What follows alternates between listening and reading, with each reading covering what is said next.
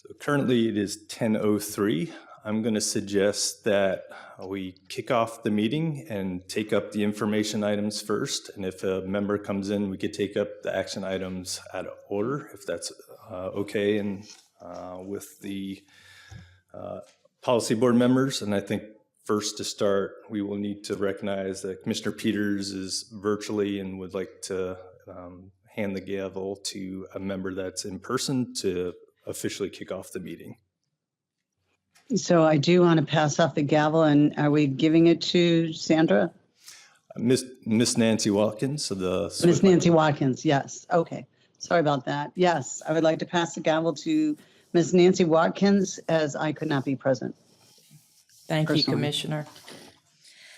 The meeting of the Tampa Bay Estuary Program Policy Board is called to order at 10:05 on February 20th. I will ask for a roll call. Director Boatwright. Here. Councilmember Cotton. Councilmember Harding. Here. Ms. Weaver for Mr. Mariano. Mr. Moran for Commissioner Miller. Here. Commissioner Peters. She's here online. Ms. Burks for Commander Purify. Present online. Commissioner Siddiq. Here. Governing Board Member Watkins. Here. Councilmember Young. Chair, we do not have a quorum in person. Right. In the absence of a quorum, we will proceed with information items only. Would you like to start with public comments? The Champions of the Bay is recognized. Yes. Is there a representative? Yep, I'll take it. Okay. Good morning. As we typically do, we like to recognize longstanding members of our management conference, and there's no exception to this next person that I'm going to recognize, Ms. Sue Brandon, who has been a member of the Community Advisory Committee for over 25 years. We have a short proclamation and award to provide to her. Sue has been a steadfast supporter of the Tampa Bay Estuary Program. She's worked with students from Oldsmar Elementary all the way to adults through eco-kayaking tours throughout the Bay. And she's participated in numerous Give a Day events over that 25-year service with the Tampa Bay Estuary Program. So we would like to recognize Ms. Sue Brandon as a champion of the Bay. And she's here today with a couple of the CAC members. Come on up, Sue. We have a picture for you. Oh, beautiful. As well as a proclamation that I'll read.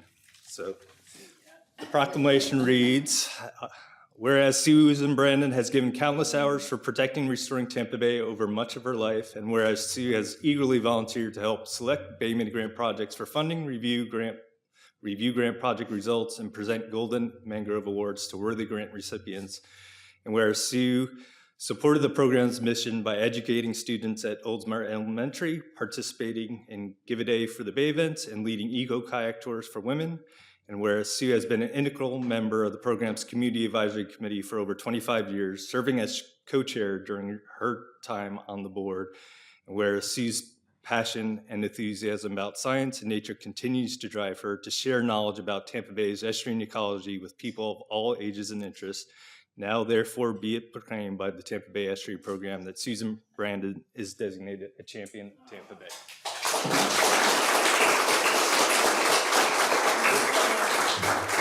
We're going to ask you to stand up in front of the dais and get a picture with both of these. Well, it's been such a joy to be part of the committee and to be in a group, a community that protects our bay for future generations. It's a real honor. So thank you, Shay.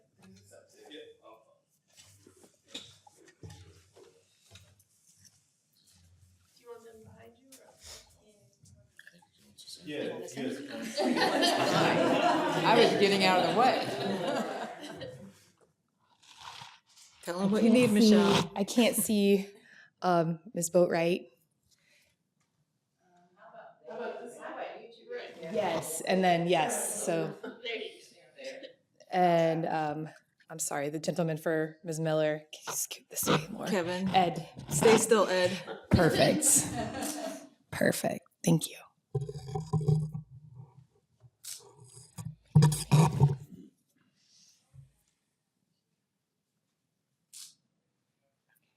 Do we want some with the? Yep, and then can we get the CAC members up there too, please, to commemorate this moment?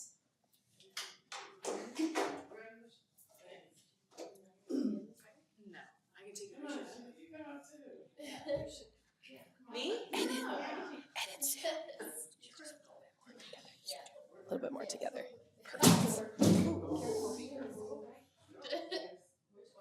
A little bit this way, so I can see the gentleman behind you.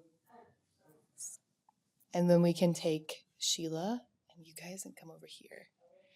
See that Mike Harding sign? That's a little bit this way. Two more. This is like fun with depths too, guys. Okay. Ed and the lady change because I can't see the lady, that gentleman back there. See how it looks through. I've got them. You do? All I right. do. Ready, everyone? I'll take like two more, just in case someone blinks. Perfect. Thank you all. You got it? Okay. This is wonderful. We appreciate you so Yeah, much. thank you guys. Oh. Thanks for all your help, and when I first got here, I asked you about 1 million questions, so I appreciate you. Oh, this is true. Helping to get me up to speed. Yeah. There's a step down here. Would you like to go to the executive director's report and staff reports next? Yes, that would work. So moving on to the executive director reports, on page 12 of your packet, you'll see some brief updates. First one to kind of call attention to an issue that you've probably been seeing, has been getting a lot of press as of lately. There's been a private landowner who has proposed a private cruise port at the mouth of Tampa Bay. We actually received many press inquiries about the topic. Based on that need to develop information around the proposal, we've taken what has been preliminarily submitted to Manatee County and kind of identified the natural resources that are represented by the private cruise port. So we're bringing this to the board's attention for further discussion and potential future conversation at a management and policy board meeting at the direction of the boards. Typically, as part of our interlocal agreement, staff are not necessarily able to support or oppose specific and individual projects or permits unless directed by the boards. We are able to participate in discussions based on the scientific and technical merit of projects and have participated in that way in the past. And as such, we've developed this key messages and fact sheet for all those interested in this proposal to kind of take into consideration as the different approvals are being sought by the private landowner for this project. I'll stop there and see if there's any board discussion around this topic, or if there's any desire to have a board discussion. I would caution that since we don't have a quorum, and this is a topic that has not been on our board packet agenda, that if there's a desire for the board to have a more prolonged discussion or take action on it, that we reserve that to our May meeting. Chair, there are two comments, hands raised online, just so you know. Okay. Who are they? Can we call on them, please? Sure, we have Commissioner Peters first. Yeah, I just wanted to publicly thank Senator Boyd. So clearly, you know my position on this. I think the new legislation that he put an amendment on will go a great way to protecting that estuary. And so when the time comes, if the board supported it, when we have a full board, I would love to send a thank you. I'm going to thank him personally anyways, but I'm grateful that he's looking to put in more standards to protect that estuary. And And then Commissioner Siddiq. Thank you, and appreciate that, Commissioner Peters. I've been speaking with Representative Robinson on the House side, where the House companion bill is sitting, and he texted me yesterday saying that they were already working on amending House Bill 1035, I think it was, to have the companion language. So looking forward to that. Yeah, it's going to be an interesting one. I have a lot of concerns with this one too. Chief among them being what's trying to identify the best way to get technical input, as you described earlier. Not trying to push an agenda. Just want to make sure our board and staff are prepared should the proposal move forward. Today it's in pre-application, so it's not even a formal application. But yes, I care about the water, the quality of the water in that area, and just have a lot of concerns about the proposal. But more importantly, I don't think our staff have the technical capability to properly assess the proposals in fact. So yeah, just a call for help. I guess I'll say it at that. Leave it at that. Okay, thank you. And the director will keep us apprised of any changes and developments that impact us going forward. Chair, may I ask a question? Absolutely. Thank you. Ed, just for information, what role would the organization play in something like this? How do we get involved, or to what level would we be involved? Yeah, our interlocal agreement calls for us to develop and be part of the discussions around the science and technical aspects of any proposals like this. So that's why we prepared this fact sheet and key messages document based on the information we know and has been presented by the private landowner to date. If things change, then we could update that information accordingly. Our stand is basically identifying, based on the footprint that has been submitted to Manatee County in that pre-application, sort of the natural resources represented in that area, and we're providing that as additional information for those decision makers and regulators as for their benefit when reviewing these proposals. Okay, and just so I understand, does that extend to if any elected bodies want you to come and present, the organization to come and present from an expertise standpoint? Is that something that TBP does as well? We can. It would be great if that was a formal direction of the full management and policy board, if that was a desire. But we're happy to provide and be part of the discussions based around the science and technical information that we're aware of from the proposal. Okay. To any of our partners. Yeah, and that's largely because, we don't want to infringe upon anyone's sort of the things that you all are responsible for in your respective jurisdictions, and a decision to do that in one place. We don't want that to rub anybody else the wrong way. And so it's nice if you can all speak with one voice to provide that guidance. Understood. All right, I need to think about that a little bit. Thank you very much. Thank you, Chair. Thank you. Are there any other questions or comments? And do we have a quorum now? Yes. We do. Thank you. We got a couple more items, though, that we could go through from the executive and staff reports. Would you like to complete that before we go back? Yeah, if Thank you don't you. mind. Proceed. So the second item I just wanted to bring to the board's attention, as we typically do at this February board meeting, we tried to provide a one-pager kind of outlining the return on investment that the SRA program provides to each of you as funding partners to the SRA program. At your places is an actual handout, and we've actually included about 10 additional copies of that return on investment document.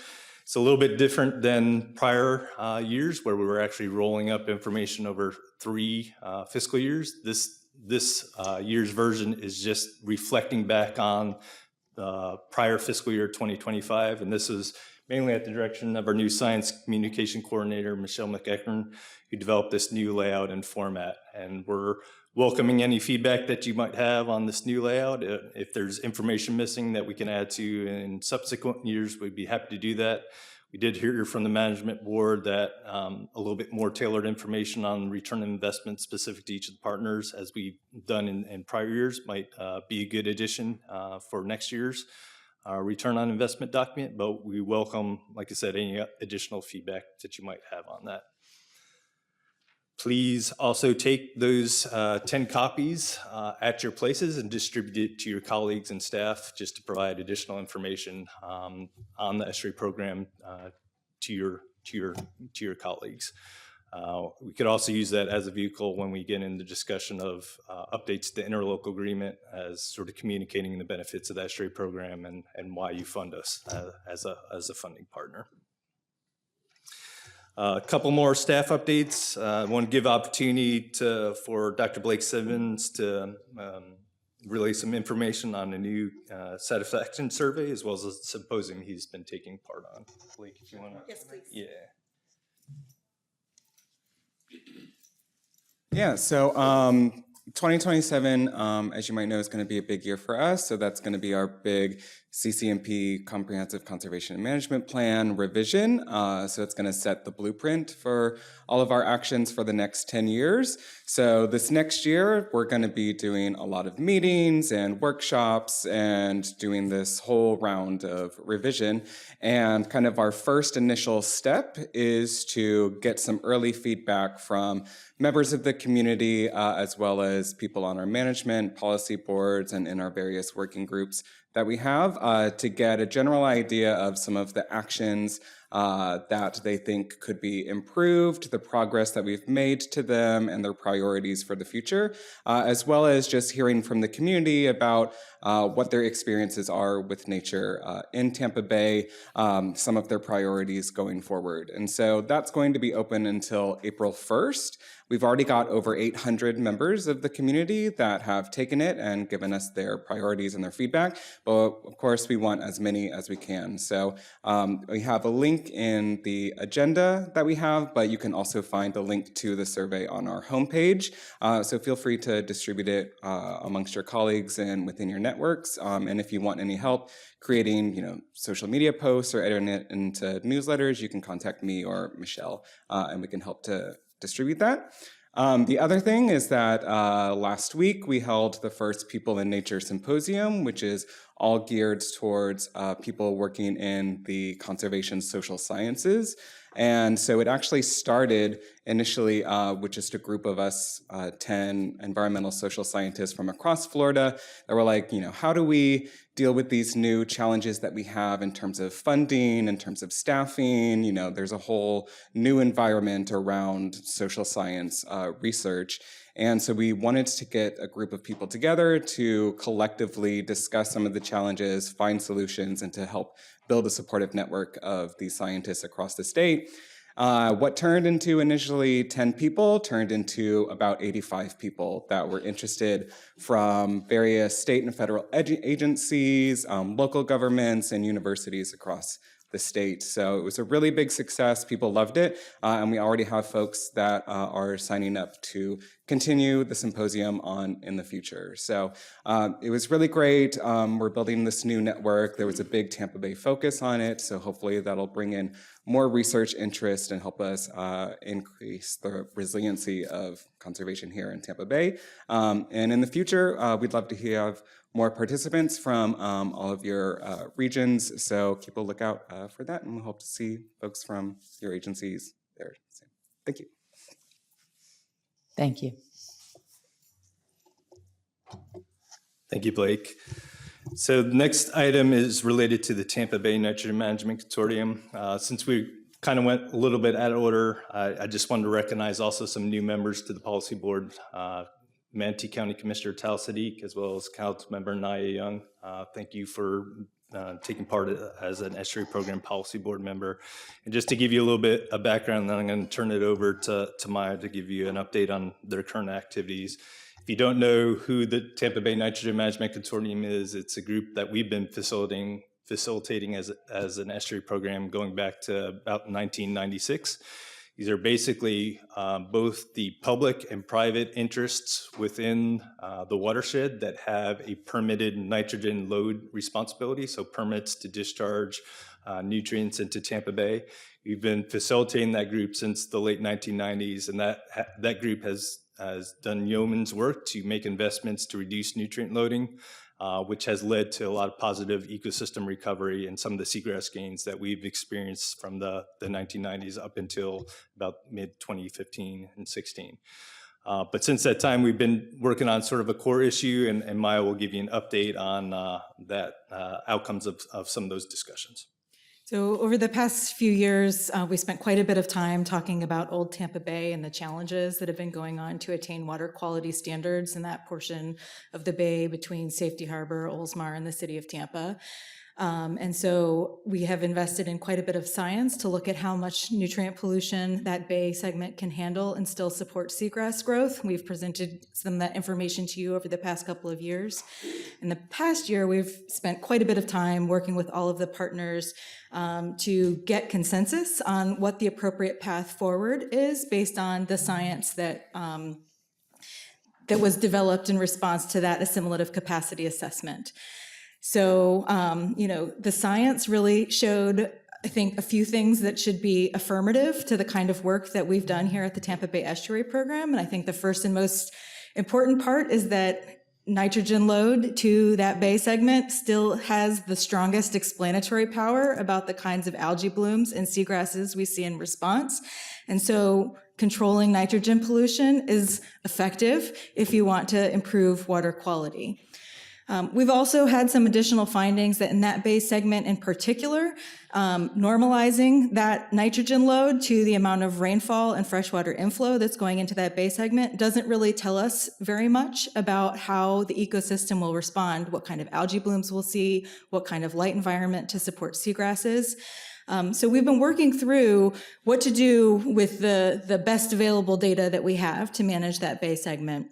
And the consensus point that we were able to come to with all of the partners, not saying everyone started or ended on the same page, but the thing that they could all agree on is that they want to continue reporting on their nitrogen load reduction projects as the primary way that they demonstrate to the Department of Environmental Protection and the US EPA that they're providing reasonable assurance that water quality standards will be attained.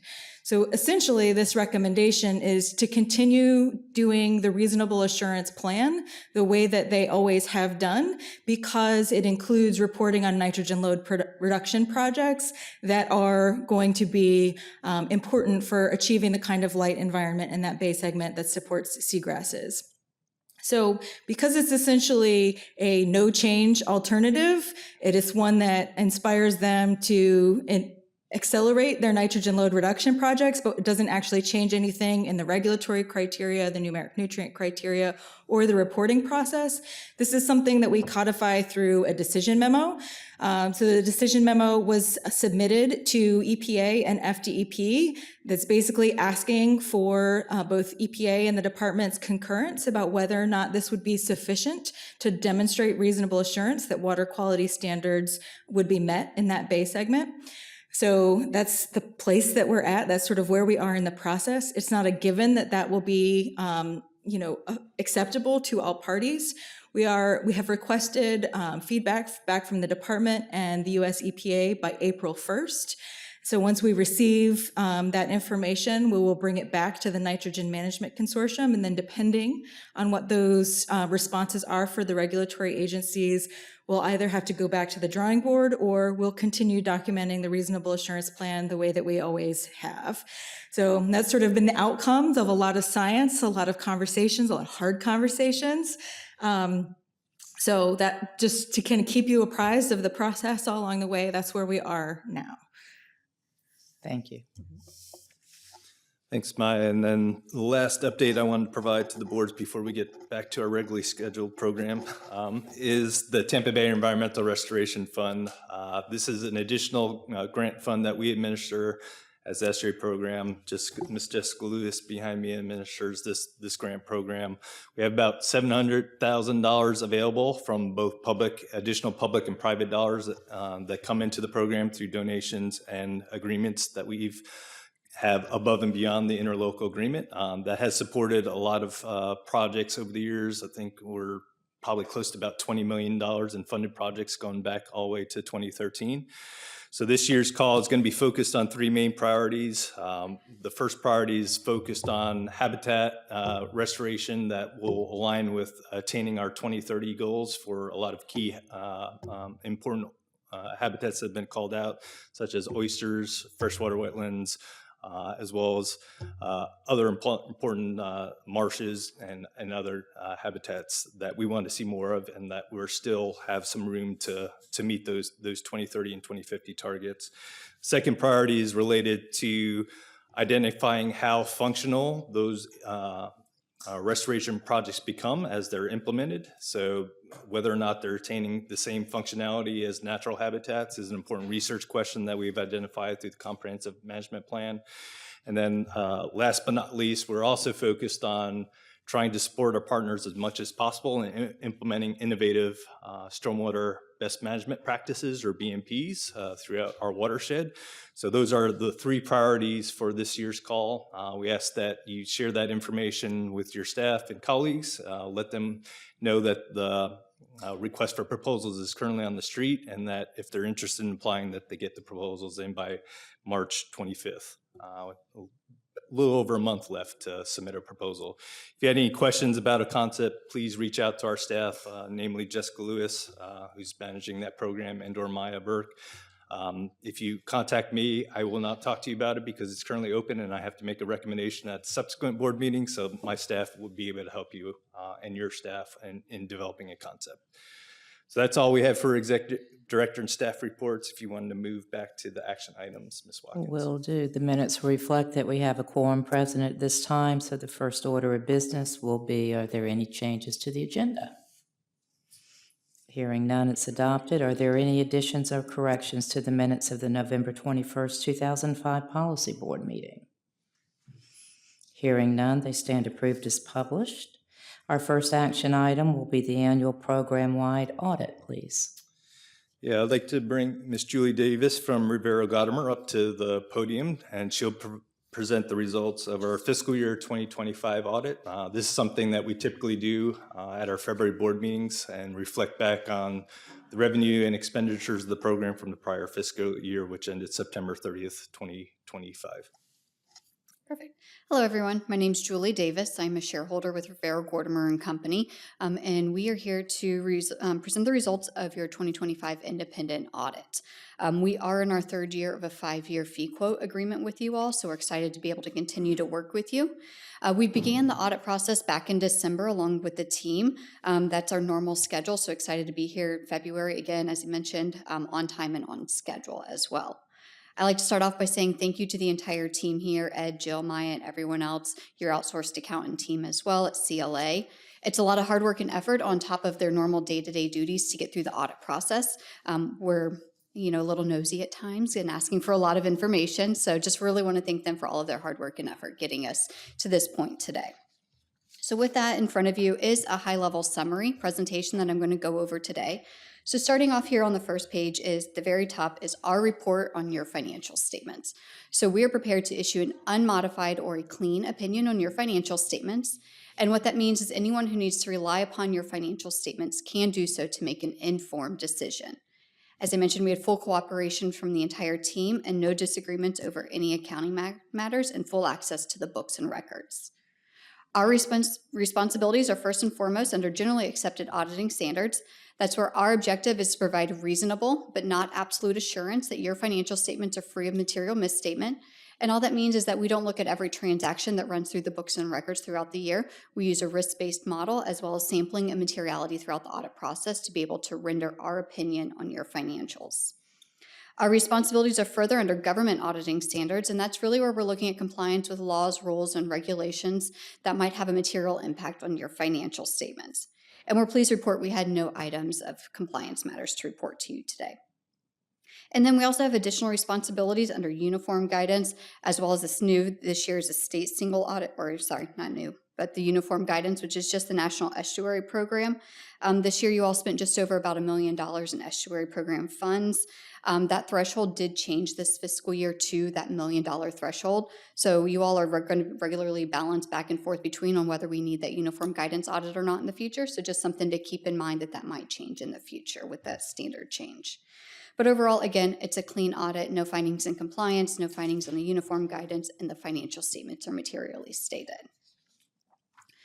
So just to continue to go over our results, we do also look at internal accounting controls to the extent necessary to render our opinion. This is where we're really looking at those significant transaction cycles. We're testing the payroll disbursements process, looking at cash receipts. We're looking at compliance, segregation of duties, all of those big key financial areas. And we're pleased to report that there were no material weaknesses noted or other matters to report to you all today as well. And then listed here on the screen is just a list of other reports and schedules that are included in your financial statements. Many of these are for the uniform guidance or that government auditing standards requirements. Again, they're all clean opinions. We just like to mention them to you all. Moving on, just some required communications. So there are certain items during the audit that, that we're required to communicate with you all. The first being significant estimates. So estimates are inherent in every financial statement that's out there, whether you're government, nonprofit, for-profit, it doesn't matter. These are inherent in every financial statement. We're required to report to you all the ones that we deem to be significant to your financial statements. And those are listed out here, which is the allowance for doubtful accounts, the FRS actuarial assumptions, fair value of investments, as well as the right of use asset and lease liabilities. Again, that's related to lease transactions. We did review all of these estimates and concluded that they were all reasonable in the circumstances. And then on the next page is just a summary of other matters we're required to report to you all today. I always like to say if there's anything of significance, we do not wait until the end of the audit to report that to you all. So I'm pleased to report there were no fraud, no illegal acts during the audit. A couple changes in accounting policies just for some new GASBs that came out. There were no impacts to the financial statements for that, no significant changes. And then no other matters to report to you all today as well. So nice clean audit with nothing to report, which is always good news to have. And with that, I'm just going to touch on a highlight of the actual numbers in the financial statement. So starting off on the statement of net position or the balance sheet, overall total assets are consistent year over year. They were about $2.8 million this year. Some of the significant changes when we look at total assets, you'll see that cash and investments are up in both unrestricted as well as restricted funds. That was partially a part of result of operations as well as the license plate revenues that you all received throughout the year. You'll notice that the receivables are down this year. That was probably one of the bigger significant changes. That was just due to timing of those grant invoices and when those payments are received, as well as you'll see a decrease in the right of use assets. That was just related to depreciation and amortization for the year. Moving down, total liabilities are down this year close to about $300,000. They ended at about $900,000 for the year. You'll notice deferred revenue is down this year about $100,000. Last year, there were funds received that before you all were expending those, so those were reported as deferred revenue last year. Again, that lease liability is down just due to normal ongoing payments, and then the net pension liability is also down just due to the actual assumptions and the actual investments of the pension plan outperforming this year, which is always good news for everyone. But overall, your total net position or equity did increase this year, about $187,000, which we'll go over on the next page. So on this page is the statement of activities, or commonly referred to as an income statement. Total revenues this year did increase about $400,000 this year, so they were just under $3.5 million for the year. The most notable changes, there were about $100,000 of in-kind services provided for grant purposes throughout the year, as well as about $300,000 increase in both federal and state grants throughout the year. Total expenses were about $3.3 million, a $200,000 increase from last year. Again, most notable was those in-kind services. So not only is it a revenue, it's also an expense to the organization. So that increase, as well as some salaries and benefits. Just for talking purposes, your largest expenses really lie in two different areas. So payroll and benefits is one of them. They were about $1.1 million this year, which is relatively consistent from last year, just a small $60,000 increase. Payroll and benefits is about 32% of the overall operating expenses for the year. And then consulting services, so that's where you all hire outside sources to help you through your grant projects and as well as the research that you all do. Those this year were about $1.5 million, an increase of $30,000 from last year, and that's about 48% of your total expenses. So those two items right there alone are just about 70% of your total expenses. So I always like to report on those big changes there. But overall, if we move down, you'll see you have a little bit of interest income on your accounts, which led to your change in net position or net income of about $187,000 for the year. So I know that's a lot of information, very high level information, but if there are any questions, I will be happy to answer them for you. No. Thank you. This is an action item, and I just wanted to express my appreciation to Julie and her team, Elise Leach and Amanda Pina, as well as my team, Jill Knish, who helped tremendously in this year's audit. And it's always good to hear that we had a clean audit. So, Chair, I'd like to make a comment if I can. And I thank you for your good management, having a clean audit and the no finding, repeatedly no finding. Congratulations on that. Yes. Thank you, Chair. I would agree that I've sat through many of these, and some are painful and some are amazingly painful. And you and your team have run just a very clean operation. Not the core competency. You guys aren't numbers people. You're water people. So that makes it even more impressive. Thank you for making it easy for us. Thank you, Chair. Do we have a motion to accept the 2025 annual program audit report? So moved. Second. It's been moved and seconded to approve the 2025 annual audit report. Is there any more comments or discussion? Anybody online? Hearing none, those in favor, please say aye. Aye. Opposed, no. The ayes have it, and the audit program is adopted. Thank you. The next item is the quarterly financial report. Mr. Sherwood. yes, on page 9 of the packet just reviews our first 3 months of the new fiscal year 2026, which began October 1, 2026. So this is reflecting of both our revenue and expenditures through December 31st, 2025. I do, as I typically do, present a couple of footnotes just to, provide additional explanation for some deviations based on our pace of either revenues and expenditures through each of the quarters. So the 3 footnotes I have there, I could go through real quick. In terms of federal grants, we have not made any drawdowns during that quarter. We typically wait to the end of the audit to draw down any federal dollars from our grants, and we did so in mid-January. We actually drew down about $200,000 in expenditures right after this report was published, so that's why you see a 0 there. In terms of contributions and donations, the second footnote, that's actually a positive note.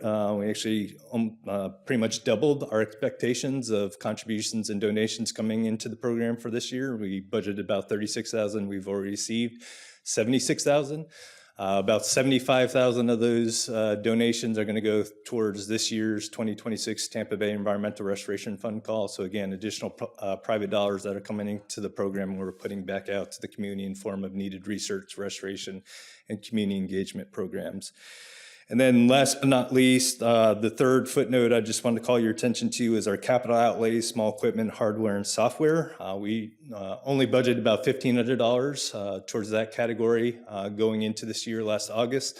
We actually had to purchase some software that we were actually borrowing a license from one of our partners that is no longer available to us. So we actually had to purchase that software. So it was kind of an unexpected expenditure. So you see we're pretty close to what we had budgeted.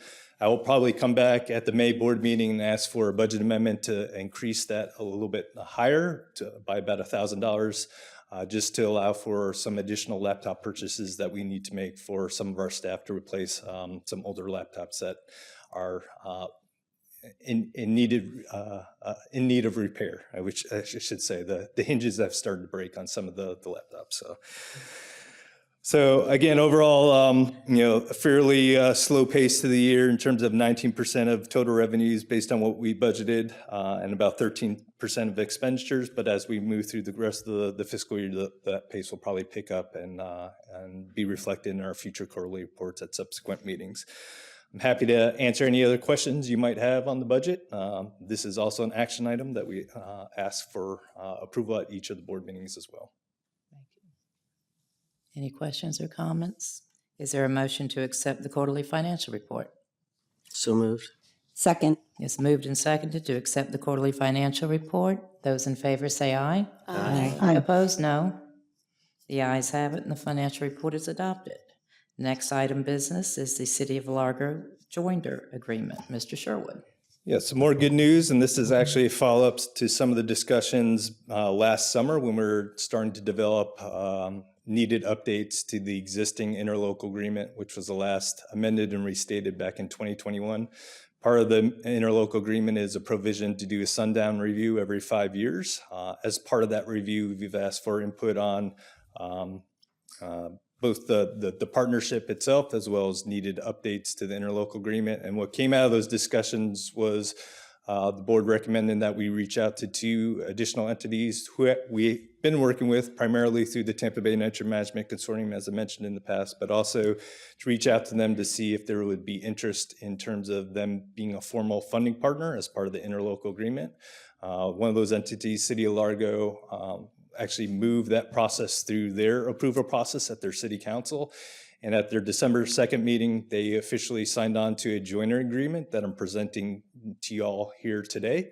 Once this joiner agreement is fully approved by this policy board, that would effectively make City of Largo an official funding partner of the program. That wouldn't occur until the subsequent fiscal year, our next fiscal year 2027, starting October 1st. So in the interim, the City of Largo would be participating as a management and policy board member, as a non-voting member at the meetings through the course of the rest of this fiscal year. And then once they make a formal contribution as part of the interlocal agreement next fiscal year, there'll be an acting board member that has all vested responsibilities and voting responsibilities. So that's great news, and looking for several actions to approve the City of Largo as a party to the interlocal agreement and as a funding partner of the Tampa Bay Estuary Program, approve the TBEP and City of Largo joint agreement, and then authorize the Estuary Program Policy Board Chair to sign and fully execute the joint agreement to make it official. Be happy to answer any questions on that item if there are any. Okay, here's the motion. To approve the City of Largo as a party to the interlocal agreement and as a funding partner of the Tampa Bay Estuary Program, and to approve TBEP and the City of Largo joinder agreement and authorize TBEP Policy Board Chair to sign and fully execute the joinder agreement. So moved. Second? It's moved and seconded. Is there any discussion? If there's no objection, the chair will not reread the motion when put the question to the floor. Those in favor say aye. Aye. Those opposed, no. The ayes have it, and the motion is approved as stated. Number 7, the draft final third agreement and restated interlocal agreement update. Mr. Sherwood. So yeah, kind of follow item to the last agenda item. As you all recall, at our November meeting, we developed some updates to the existing interlocal agreement, as I mentioned, and presented you a draft of that version at the November board meetings. Since that time, we distributed it to each of the partners for any additional last comments to that draft and final version that we're presenting to you today. We did receive comments from Pinellas County, Manatee County, and just this morning, Pasco County, that we were able to integrate into the version I'm going to present to you. Just to give you a little bit of highlights of some of the changes that occurred within the document since we last met in November. There was a desire from the county partners to just more clearly represent what this amended and restatement agreement was. It's the third amended and restated interlocal agreement. So you'll see that reflected in the changes in the board packet. We also, based on the interest of City of Largo, signing a joint agreement, included them throughout the document as a party to the interlocal agreement, as well as included them in the funding tables based on the population estimated within the jurisdiction of the City of Largo within our watershed. There was also some clarifications from some of the counties to remove references to faxing the interlocal agreement rather than distributing electronically or by mail. So we removed those references. There was a desire to clarify the timeline of withdrawing parties. So withdrawing parties, basically contribution will last through the remainder of that fiscal year. The additional edit received this morning from Pasco County was just making that explicit that contribution from a withdrawing party would only go towards what has already been approved through a budget. And there is a specific reference that I could bring up just to show you what that change was. So they recommended adding this sentence, because this is a new one that we just received this morning. I'm going to read it for the record. Any funds paid but not expended prior to the withdrawal shall only be used by the Tampa Bay Estuary Program in accordance with the approved budget for which such contribution was made. So that was the additional edit we received this morning. And then last but not least, there was a desire to clarify the execution and effective date as when we officially file the interlocal agreement within each of the county that are represented as a funding partner within the Tampa Bay Estuary Program Management and Policy Boards. So with that, like I said, the changes prior to that were more, the major changes that were already reviewed were basically realigning the funding tables based on 2023 population estimates, which was an update from the prior interlocal agreement version and which has already been reviewed by the boards.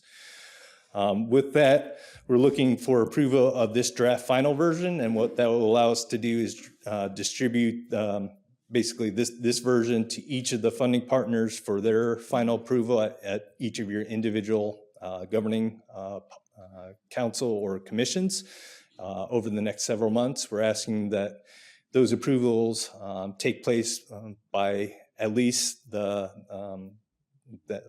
midsummer. That would give us enough time to collect all the signature pages and then officially file the document in each of the 4 counties represented as funding partners in the interlocal agreement before the start of our next fiscal year, which would be October 1. So with that, we're asking for finalization and approval of the draft final restated amended interlocal, the third amended and restated interlocal agreement as linked and updated in the board packet as of this morning. Authorize the executive director to send the draft final interlocal agreement to all parties for their approval, and then upon approval and execution by all parties, direct me to compile the final interlocal agreement with signature pages, record the document, and send the fully executed recorded interlocal agreement to all parties prior to the start of the next fiscal year. With that, I'll ask Jan if I missed anything that we needed to clarify for the board to gain this final approval. No, thank you. That was perfect. So that way we can follow the line of any revisions, which you have in front of you. The staff was right on top of it this morning, receiving that late comment from Pasco, which fit right in. So the version that you have in front of you is what you are approving and what will go out to the members. Thanks, Ed. Thank you. Is there a motion to finalize and approve the final draft restated and amended interlocal agreement to authorize the executive director to send the draft final interlocal agreement to all parties for their approval, and upon approval and execution by all parties, direct the executive director to compile the final interlocal agreement with signature pages, record the document, and send the fully executed recorded interlocal agreement to all parties? Move approval. Second. It's moved and seconded. Is there any discussion?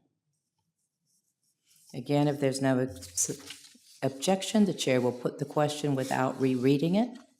Hearing no objection, those in favor say aye. Aye. Opposed, no. The ayes have it, and the motion is adopted. We are done with those action items. I believe we completed the executive director and staff report, so we'll move to discussion items. Item 9. Yeah, before we go to item 9, I just wanted to extend my willingness to go to each of your boards as you discuss the full approval of the interlocal agreement over the course of the next several months. Be happy to present on the Tampa Bay Estuary Program, the work we do, and hopefully the return on investment that you all get from the funding provided to the Estuary Program. So please reach out to me directly if you'd like to me to speak to any of your city councils or commissions. So Thank you. Okay.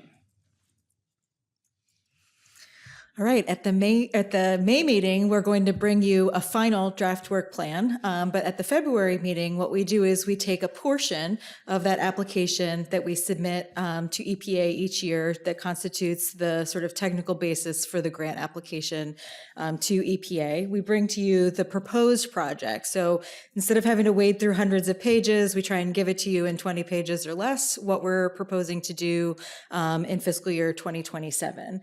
And so a summary of those projects is here before you. There's a few things I'd like to call your attention to. On the technical side of things, you can see that most of our efforts for fiscal year 2027 are really targeted towards monitoring efforts. looking at a second year of funding to support atmospheric deposition monitoring to establish an air quality station within the Tampa Bay watershed. And also extending support for the Tampa Bay Observing Network, which gives us real-time water quality information at sites throughout Tampa Bay. So those are monitoring advancements. We also have the Critical Fisheries Monitoring Program, which is supporting information that the district uses to establish the minimum flow for the Hillsborough River. On the community education and outreach side, it is very much our standard engagement activities like the Give a Day for the Bay program, experiential education, our program branding, and some of our behavior change implementation efforts. The large item on the community engagement and education and outreach side of things is our Bay Area Scientific Information Symposium. Every 5 years or so, we gather the community together to inform them of the state of the science on Bay management and set an agenda for the coming years. So this is something that we've done since the early 1980s, and we will be setting aside funding to support the administrative side, the facility rentals, those sorts of things in order to host the 8th Bay Area Scientific Information Symposium. So that's what we're proposing for the fiscal year 2027 work plan for our new projects. As always, we are your partners. And so if you have additional or different needs that you'd like to see us direct our attention to in future work plans, please get with me, get with other staff, and let us know, give us feedback. We have time to modify that. There's 2 other items here that I want to call your attention to that are a little bit different this year. One is that on the Habitat Master Plan implementation side, you see a little bit lower funding amount that we're talking about for the work plan. We only have about $25,000 available in the work plan to support habitat implementation. But we would still like to work and take the Tire Reef project that's down located off of Point Pinellas near St. Petersburg. We'd like to get that all the way through permitting. And so we think that's going to cost a little bit more than the $25,000. So there is a sort of asterisk in that project description that identifies an additional funding support from the Tampa Bay Estuary Program Specialty License Plate, or the Tarpon Tag. So we're going to bring that budget closer to $60,000 in order to make that effort whole and get it through the permitting process. That's our goal there. So I just want you to be aware, again, you're not voting on this today, but when you do vote in May, I want you to know that that's part of that.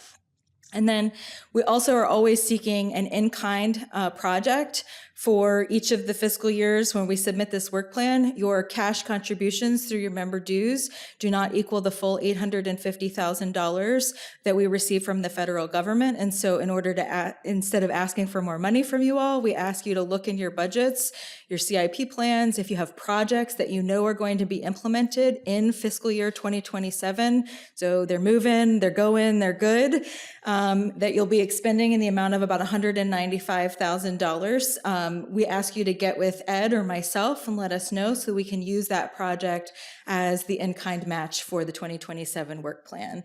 We'll be soliciting those prior to the May board meeting. So if you have a project like that, please do let us know. Otherwise, I'm happy to answer any questions you have about our proposed projects for 2027. I just wanted to add one more point, just to mention that we are set to be level funded again to the EPA. So we're set to receive about $850,000 in congressional appropriations, which is great news for the National Estuary Programs. It reflects strong bipartisan support for the 28 programs represented in the National Estuary Program, and we're hoping to at least be level funded again for the next fiscal year. But I just wanted to bring that to your attention that a minibus was actually approved back in January that level funded us again for the 3rd straight year. I have a question. Yeah. Do you mind if I can ask one?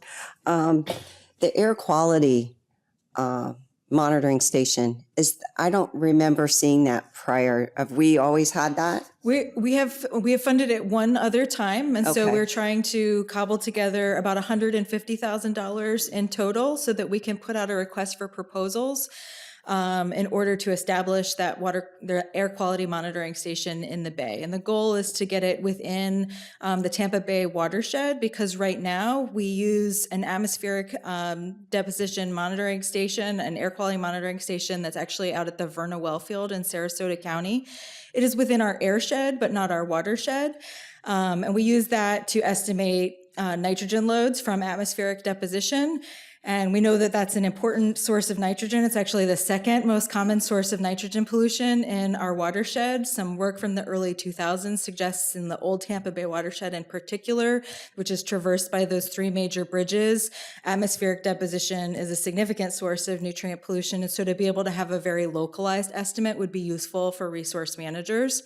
So we'll be setting up a working group with local experts, and like I said, putting that information or put a request for proposals to get that monitoring station over the next couple of years. Okay. So only the second time it's been there to try and cobble together enough money to be able to afford getting it off the ground. That's awesome. The link, I've seen a link lately with the atmospheric conditions with tide, the red tide, and the impacts on water quality. So this is exciting to see. Yes, we have also partnered with the University of Florida Extension Service to look specifically at how different harmful algal bloom species like Karenia brevis, red tide, or pyridinium, the other harmful algae bloom that we see in Old Tampa Bay, how they're able or not able to utilize nitrogen sources from the atmosphere. And so I actually think they'll be hosting a workshop later this spring. You got a date? We think it's March 12th. We will follow up, but it's targeting elected officials and decision makers in particular to understand more about this linkage. And so we'll share that information with you as well. Awesome. Thank you. Mm-hmm. March 18th. March 18th. I have one. The EPCs, air monitoring stations, do they not collect the data that you need? They don't have nitrogen sensors.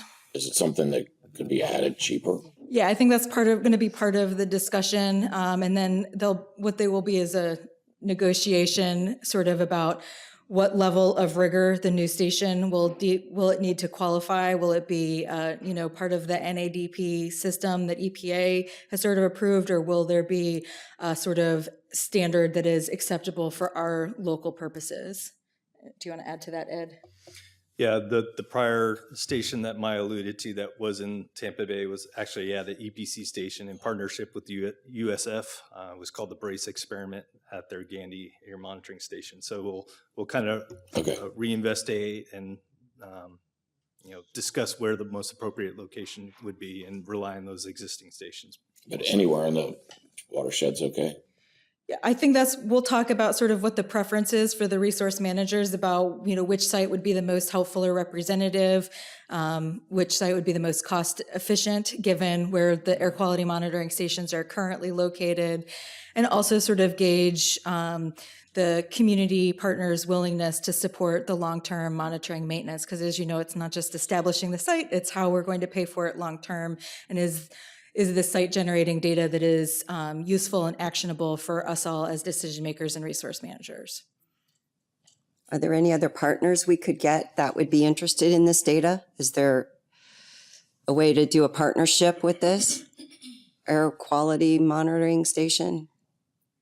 I'm sure there's opportunities. I know, for example, the power generating companies in the area are very interested, and both TECO and Duke have pledged to participate in this working group. I'm quite sure there's opportunities to think about ways to make it both a public-private partnership, not just a work plan project.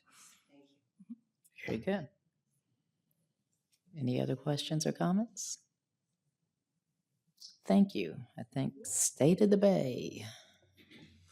Yeah, I'm going to bring Dr. Marcus Beck up to the podium, as well as Carrie Flaherty-Walia, who give you an update on conditions of the 2025 calendar year. Typically, we bring that information to you at this February board meeting as well, and it sort of guides our management actions throughout in response to that monitoring data. So turn it over to Marcus. Yeah, good morning, everybody. I'll be co-presenting with Carrie Flaherty-Walia. She'll be coming up afterwards. Most of my day-to-day job is dealing with data at the computer, so I'm always excited to come forth and talk to you all about what that data means. And that's what this State of the Bay report is all about. We report on this in various ways. Every 3 years or so, we do a more comprehensive document report that summarizes the status and trends for the last couple of years. But each year, typically January, February time period, I talk about what is going on with the Bay for the year prior. So that's what this is all about. We have many indicators that we look at to describe bay health. This presentation is a summary of, I think, the most important ones. There are several others you can find on our website, but I'll be hitting some of the highlights today in this presentation. So I'll start with the water quality report card. This has kind of been our bread and butter indicator for the entirety of our program. I think at your places there is a printout of this report card. There's also some out front if you didn't get that. But we produce this every year, right? And this is there's kind of two facets to this, right? There's one side that kind of speaks to our progress towards meeting management targets for water quality, and the other side is speaking to regulatory thresholds that are more under the purview of the Nitrogen Management Consortium. The distinction between the two is not critically important for this presentation because they do kind of report on similar things.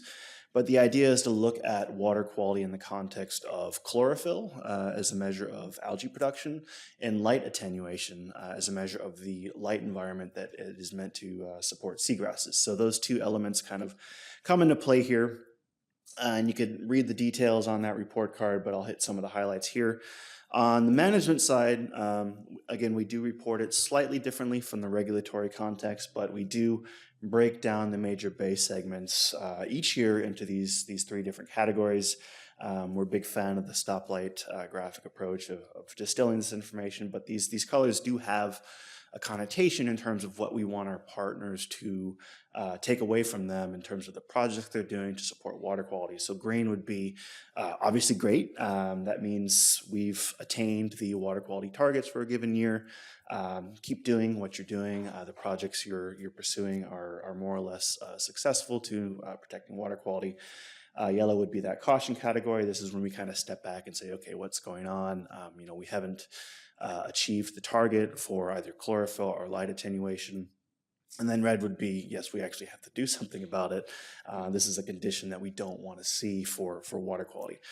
So the good news is 2025, just like the year prior, Lower Tampa Bay was yellow the year prior. I'll talk about that in a second. But 2025, we were all in the green for all the major bay segments, which was great. You see right here, these colors consider both the chlorophyll A concentrations as a measure of algal production and light penetration as a measure of the light environment for supporting seagrasses. So we have the values here for 2025 based on the annual averages for each bay segment relative to the management targets, and then here for light penetration. So all well below those targets. These are things we don't want to exceed, so that's definitely good news there. This is looking at that same information, but in a long-term context, going all the way back to 1975 when EPC started their monitoring program. So this not only tells a story about long-term recovery of the bay, but you can see how we sort of fall out this year compared to the most recent years. So the last couple of years, water quality has been quite good in the bay, and there's a reason for that. 2024 was sort of an odd one. As I said, Lower Tampa Bay did pop over into the yellow in 2024, and that is largely a product, I think, of the storm events we had coming through that caused issues with water quality. But for the most part, we've had decent water quality in the last couple of years. If you do have interest, there is a dashboard online that you can look at this information in a lot more detail, probably way more than you ever need or want, but we do have multiple products we report on this information that I think will, does serve our partners in various ways depending on their level of interest and detail they want to get. So now looking a little bit more at chlorophyll specifically. As I said, when we look at these management outcomes of red, yellow, and green, the two pieces are chlorophyll and light attenuation. So when I give this presentation, I like to talk about both of those things. These are the annual average chlorophyll concentrations for the four major bay segments, again, showing the whole time series going back to the 70s. Again, you see that long-term decline. And then in 2025, we see that these averages are well below the management targets, which is great. The management target being this solid blue line, and then the regulatory thresholds are actually this top dotted line as well. So that's great. Again, chlorophyll concentrations were low throughout the year. You see 2024, we did see that bump up in some of the base segments that I think was a product of the storms coming through, a lot of the stormwater from those storms, a lot of the the wind events that stirred up the sediments and resuspended some of the nutrients contributed to that, but it didn't really, at least looking at 2025 after, have really a long-term impact on water quality, so that was good to see. We also look at it from the perspective of the individual stations that are used to get these bay-wide, bay segment averages for chlorophyll.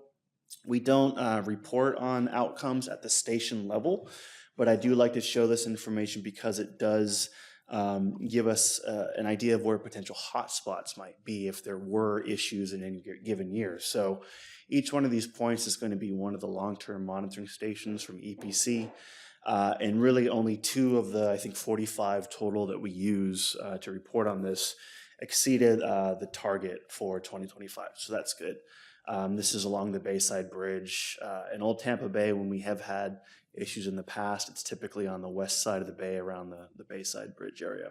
So this is not really a huge surprise, but for the most part, the rest of that bay segment was in good shape.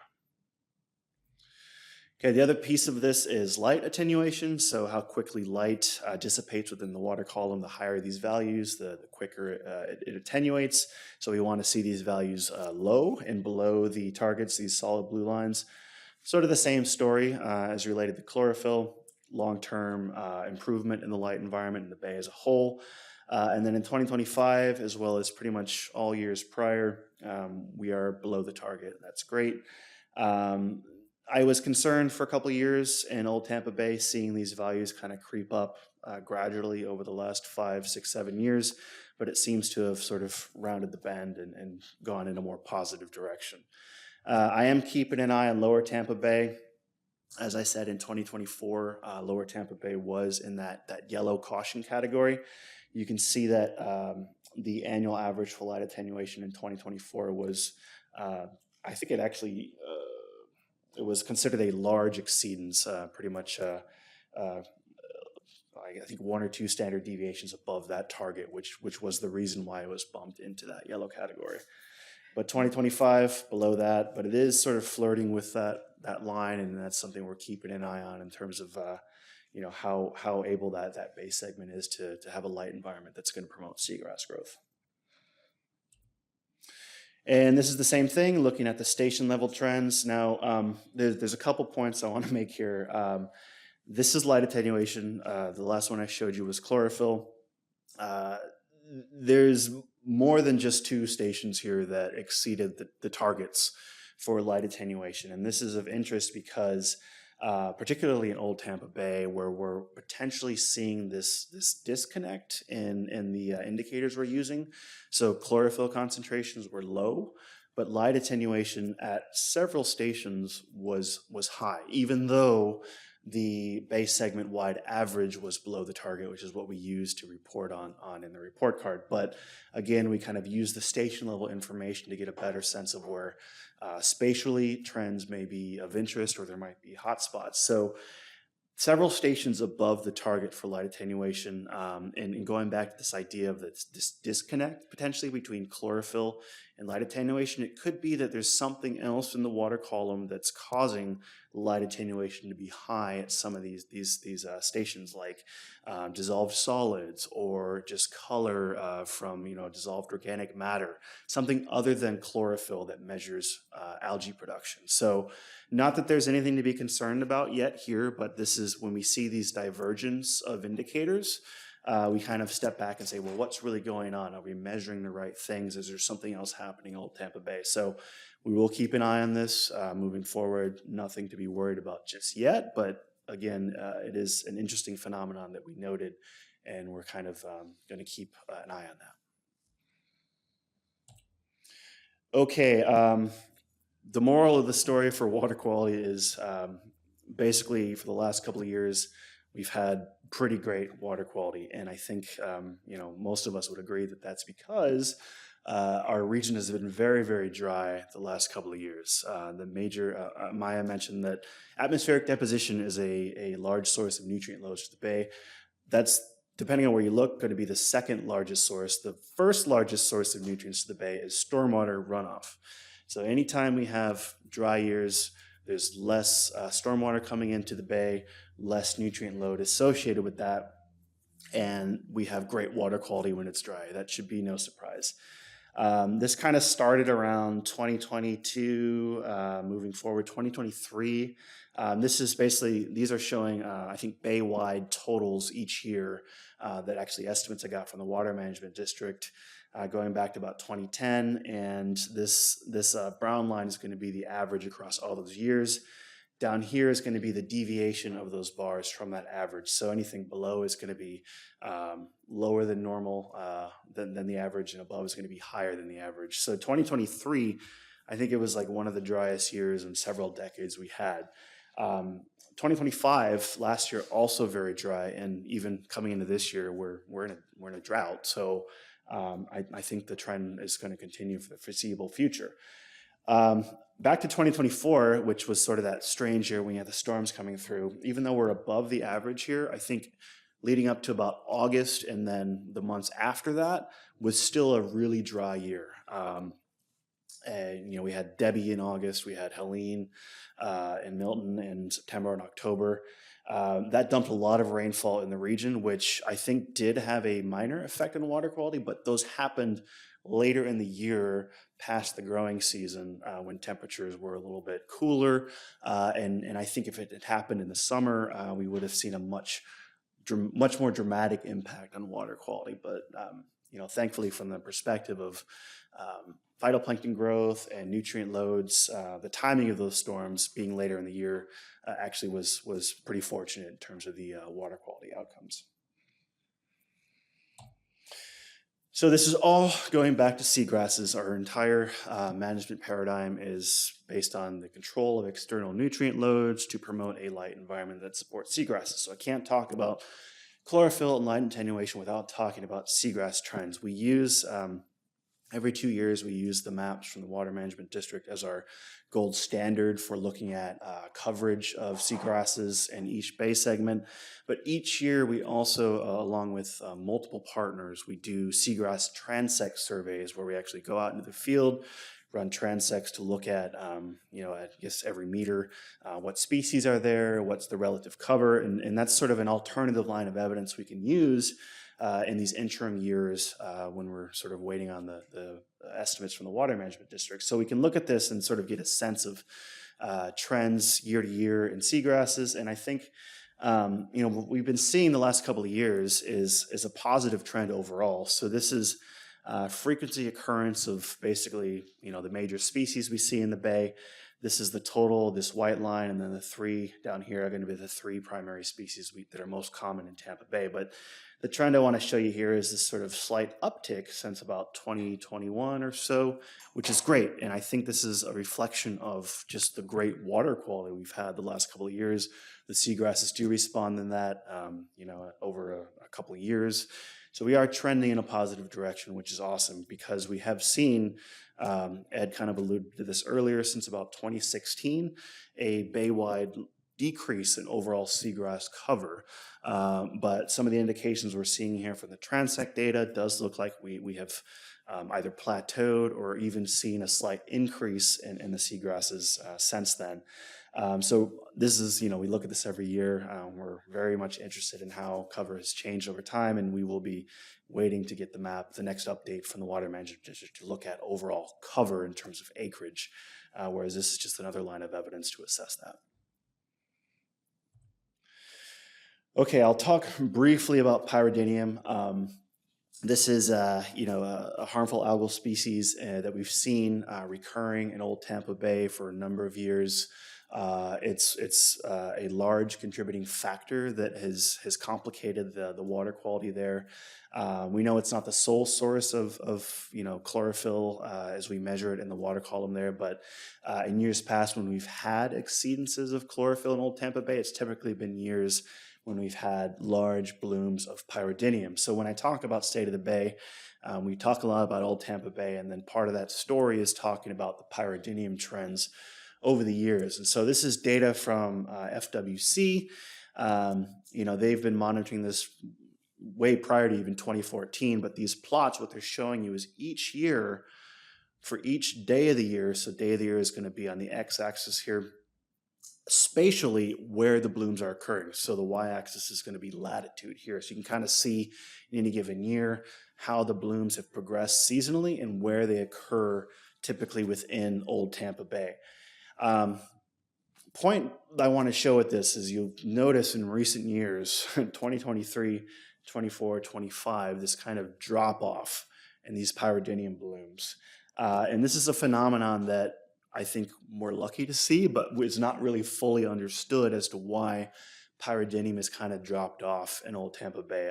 It's been seen in that bay segment, popping up in the spring, kind of dissipating in the fall since about, I think, the mid-2000s. But in the last 2 years, it's been almost completely absent. You can even see, so these gray points are going to be places where they've sampled, but it wasn't observed. You can see these yellow points, very hard to see, but these yellow points are where they sampled it. It was found, but not at status of bloom as FWC defines it. I think in 2025, there was only one instance where it was actually observed, which is crazy because if you look at all years prior, it was pretty much at bloom status throughout the entire summer. Again, I think, we have some colleagues at FWC, FWRI that are looking into this. But I think really the primary hypothesis for this is that just there's a reduction in rainfall as being a trigger for nutrients that come in and stimulate these blooms is going to be the primary driver. And secondarily to that, these blooms are really dependent on the cyst beds from the algal cells in the water column that go into the sediments that serve as a source for these blooms each year. And the cyst beds have been documented as decline in the last 2 years. And all of the reasons for this are not entirely known yet, but it is driven by factors at a regional scale like rainfall and temperature. Now, just because this has declined doesn't mean we're out of we're in the clear here. I think we're still going to be keeping an eye on this. I don't think this is an indication that pyridinium has really gone away. We could have another year where there's more rainfall, the temperatures are different, that cyst bed could come back into the sediments, and we see pyridinium blooms again. But for the last 2 years, we've been lucky to have really no blooms of pyridinium, but we're going to, again, keep looking at this moving forward to understand the role it plays for water quality and changes in Old Tampa Bay. Each year I add to the list of indicators that we look at for the Bay. There's many within our CCMP, our Comprehensive Conservation Management Plan that we are meant to look at. And over the last couple of years, I personally have been building out basically report cards or various indicators that speak to different components of the CCMP. And one that I haven't historically been reporting on because it wasn't really developed. But now we have this is going to be our FIB report card, or fecal indicator bacteria report card, as a measure of sort of bacterial risk or pathogen risk in the water. And there's a couple different ways we can talk about this. This is something we haven't really put forth yet in terms of a front-facing product, but I want to bring it up today as sort of a new indicator that we've developed and can be used by our partners to understand how they can potentially pursue activities that can remediate fecal impairments. So we just like all of our indicators, we break this down by bay segment. We give it a grade, and this grade is basically a reflection of really the exposure risk associated with fecal contaminants, and it's likelihood based. And basically, the better the score, the lower the risk of exposure to these pathogens. And this is not by any means meant to replace or be redundant with other programs like the Healthy Beaches monitoring programs. That's a totally different purpose. Looking at specific beaches where people are getting in the water. This is something we look at the bay segment scale to look at how, just generally speaking, overall sources of contaminants are potentially coming into these different bay segments.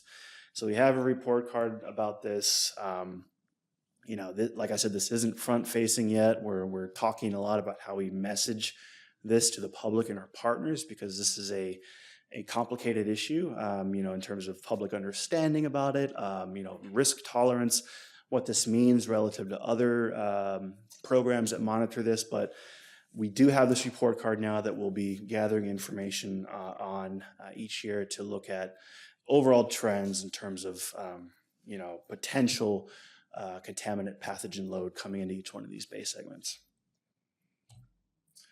Okay, water quality take home. I think hopefully you get the message here that we've been doing good because it's been dry. And I've said this in years past, it's great that we've had dry weather, but we can't rely on that in the future as a means to protect water quality in Tampa Bay. We can't control the weather yet, I don't think. But we could have back-to-back series of wet years, and I think we'll be in the same situation, particularly in Old Tampa Bay, where we were in like the 2017-21 period, where we see routine exceedances of targets, and that's a concern. So even though we've been good, we're going to stay vigilant and keep doing what we do and work with our partners to have them keep pursuing projects that are going to be good for water quality. And now I'll hand it over to Carrie, who will be talking about some of our other indicators. But let me just pause there and see if there are any questions first. I do have one question. So the dry weather has led to better health of the bay. Do we pay for that at some point in time? In other words, is there a buildup on dry land, and we expect that there will be more runoff in an average rainfall, or? Yeah. I think in some sense we do. In the beginning of the wet season, in like May, June, when the rains first start, or even the cold fronts that come through, after it's been dry for a period of time, that's typically when we see the largest slug of nutrients coming in, because you're right in assuming that if it's been dry for a long time, that's just a chance for nutrients or other pollutants to just sit on the landscape. And anytime it's been sitting there for a long time, we get rain coming in, that first flush into the system is usually the largest slug of nutrients we see. But you got to think about it cumulative throughout the year as well. The first slug does have the highest load, but the bay responds temporally throughout the entire year. And it really just depends, I think, rainfall patterns on a much longer time scale when we think about the impacts of water quality. I'll just add, I mentioned the Nitrogen Management Consortium and all of you as partners to the program. That's why it's important for a lot of the stormwater management activities like street sweeping to continue to occur throughout the watershed, so that you don't get that buildup of organic material that relates to that first flush event when we do actually start getting rain again. So all those sort of stormwater management activities and upgrades to stormwater BMPs are important to kind of control that buildup of organic material and ultimately the first flush events. Okay, thank you. Yep.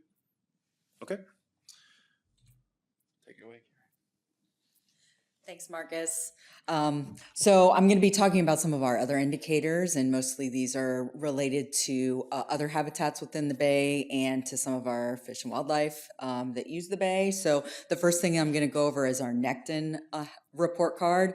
And the Nectin index is basically a measure of the fish and invertebrate community that's within the bay. This is based off of the FWC's Fisheries Independent Monitoring data, and it's based off of small nets and small fish. So these are residents that live within the habitats that can be a really good indicator of responding to water quality or habitat degradation. So they're living within the habitats, they have those water quality impacts on them directly. So the 2024 results, as you can see here, this is the same kind of breakdown as a lot of our other report cards. Green, we're in the clear. Yellow, we need to look at potentially seeing what's going on in the system, do some additional research. We haven't actually had a red year, which is great. And this index is based on kind of the diversity and abundance of species that you find. So If you look at 2024, we have most of the years that are still in the yellow. If you can look at some of these individual years, you can see 2025, we had a lot of yellow here, and in 2021, we started having a lot of yellow. And both of those years, if you remember, were large red tide events that happened within the bay. So those really large scale individual disturbance events have a pretty large impact on the community and also the index, which makes it a really good indicator of, warning signs. So we've been recovering over the last couple of years from that 2021 event, and there's been, some green mixed in there as well. We were interested, so if you'll notice in these two report cards, the last year's 2024, because it takes a while to process these data. So in 2024, we were really interested in, maybe what happened after the hurricane events and, whether we were going to see an impact on the fish communities. And we did see some declines in Hillsborough Bay specifically. And we looked at those and we looked at the timing of some of those, but it actually didn't happen during when the hurricanes passed. It happened more in the winter season when we already have low species richness and abundance naturally. So we're just basically looking at this and monitoring it and seeing how these fish communities do over time. The next report card I'll go over is the benthic results, and this information is based off EPC sampling of the sediments and the benthic invertebrates that are located within those sediments. And it's an index of the health of the aquatic organisms that live on the bay bottom. So they don't move around like the fish communities do, so they're kind of stuck in those environments. And this index does respond to pollutants that can accumulate in the sediment and stay there. So if you'll notice, we've had quite a few improvements in some of the bay segments and some of the other kind of like bay segments higher in the watershed, like Old Tampa Bay and Hillsborough Bay, where we have a little bit more freshwater inflow and maybe some more legacy contaminants in those areas. You'll see that those are still in the yellow and red areas. The 2024 results are very similar to previous years, so it's another thing that we're keeping an eye on. There's a wealth of information on this dashboard if you want to take a look at it. Not only will it give you the benthic results, but you can also look at specific contaminants that you are interested in that are in the sediments. So finally, I'll talk a little bit about our habitat restoration efforts and some of the ways that we're monitoring progress towards our targets and goals in our habitat master plan. So every year we reach out to our partners and ask them to give us information on the habitat restoration projects that they've completed within a given year. And this graph shows a breakdown of last year, or the last fiscal year, by habitat. And what you'll see is the total number of projects, total acres, or total miles, depending on how they're measured. And we had 66 total projects that were completed in the watershed last fiscal year. The majority of those were in upland habitats, followed by coastal uplands, and then after that, we had 6 projects each in mangrove forests and in living shoreline. So this is a really good way that we can assess, what our collective community is doing over time to restore habitats and, where we might need more effort.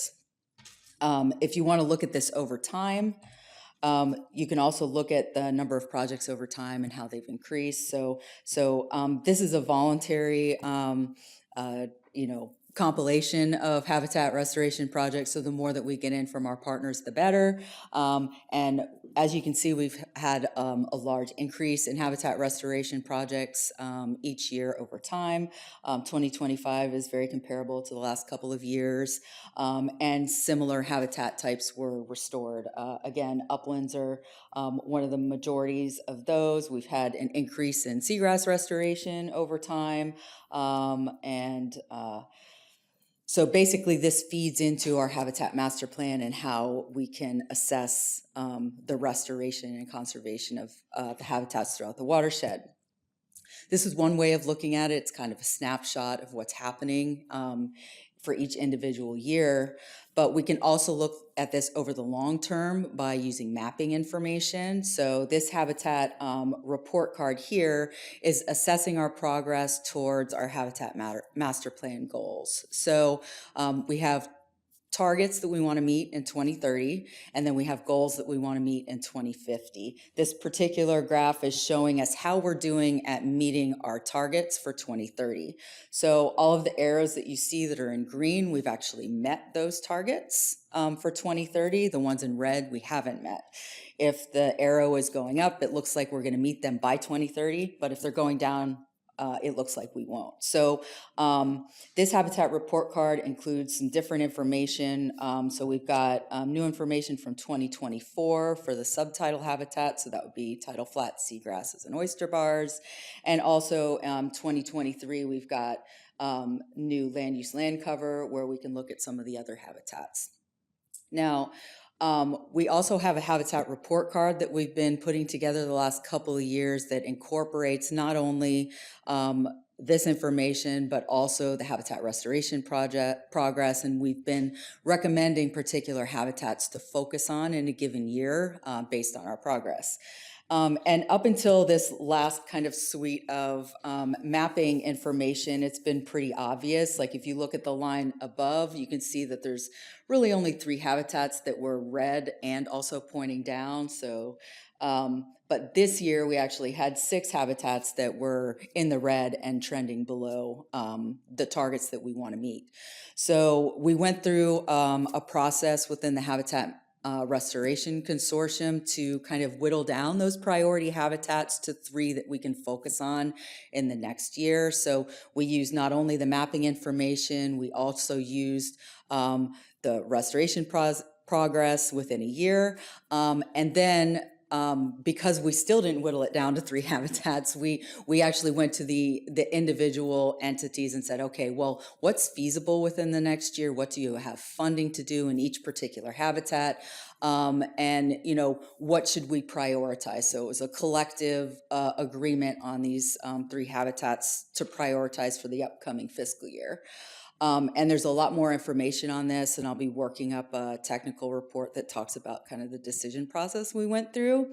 But for this upcoming year, we decided that oyster bars, forested freshwater wetlands, and coastal uplands are the ones that we wanted to focus on.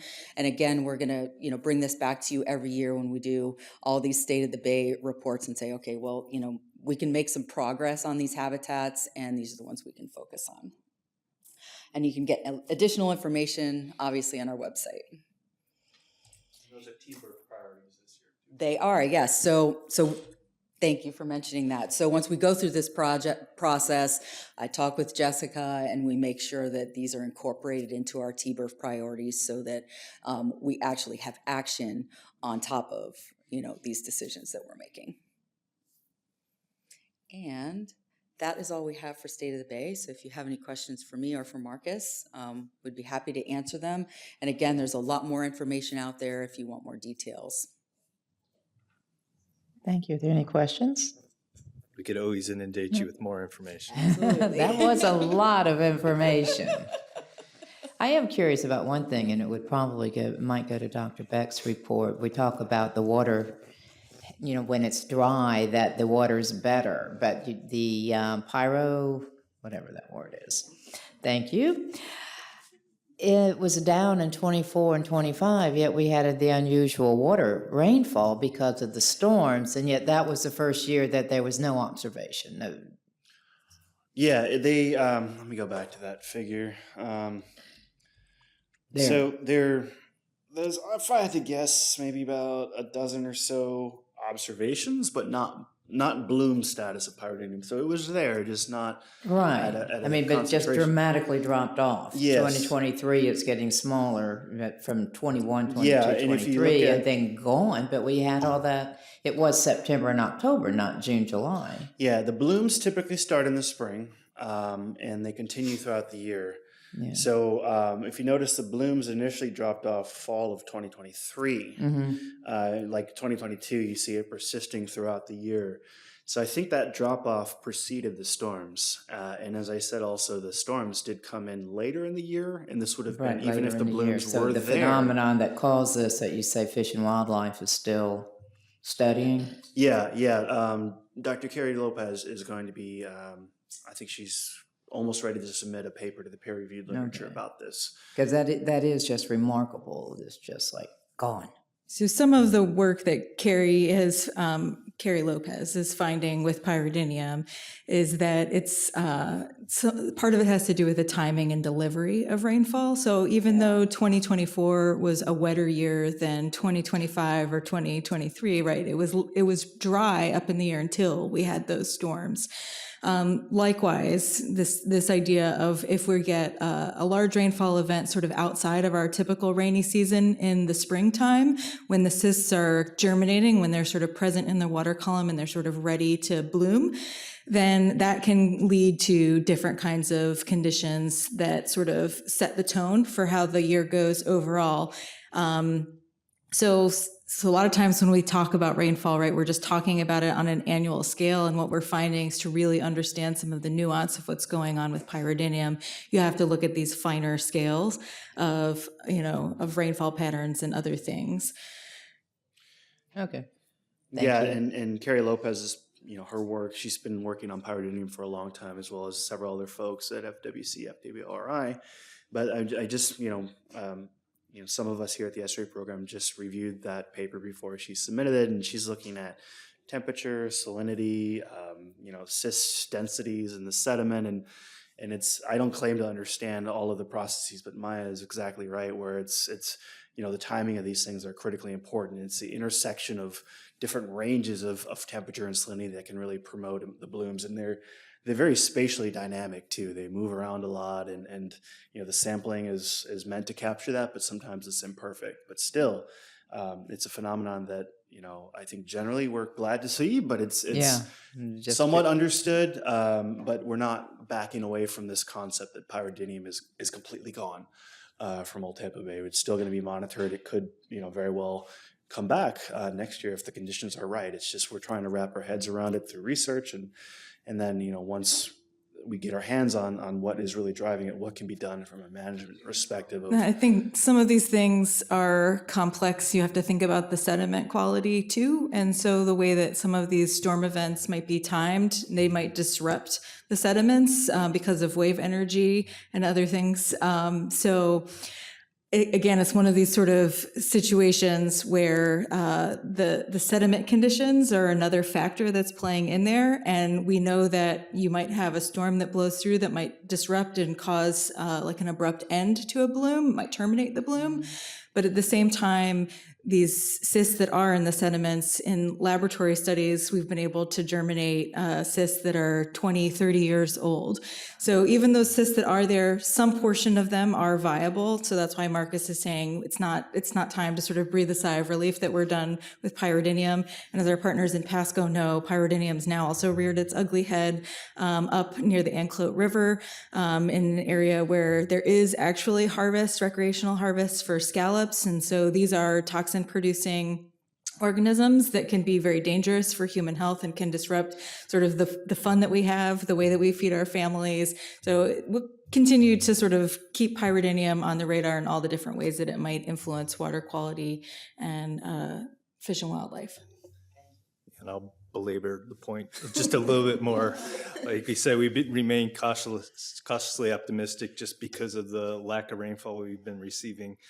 Even if we start seeing moderate rainfall conditions and we don't get pyridinium, there's likelihood that some other species is going to capitalize on those nutrients that are entering the bay, and we're not going to meet our management targets for water quality in the future. So once we do see more normal rainfall, we're still trying to suss out what that means for this segment in the absence of pyridinium, because it's likely that another species would just capitalize on those additional nutrients.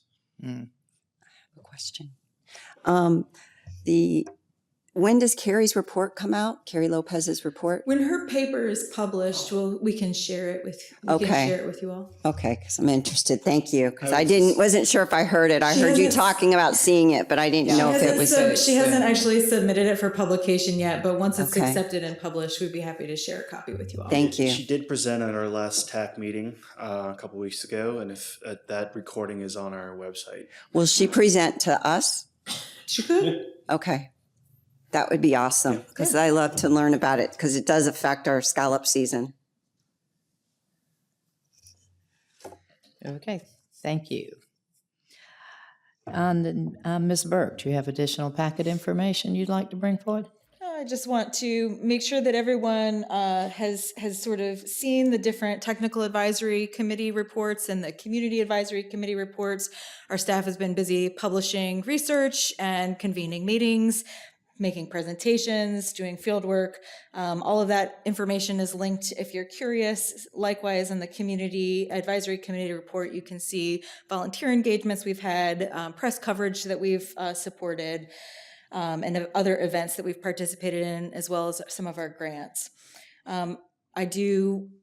We also share the quarterly progress report. You know, we try to give you everything at the high level for our quarterly financial reports, but it does relate to quite a significant project management workload. And so if you're ever interested in diving into the details of any of those things, I'd be happy to do that with you. Just give me a holler. Our next board meeting is on May 8th. It is back at the Regional Planning Council, just that one time, unless you all tell me differently, at 10 a.m. So that's everything that I had to call your attention to in those reports and additional information. Thank you. Mr. Sherwood, do you have anything else you would like us to discuss or consider? That's it. Any board members have anything that they would like to bring forward? Any further business? Hearing none, we stand adjourned at 11:44. Thank you very much. Thank you.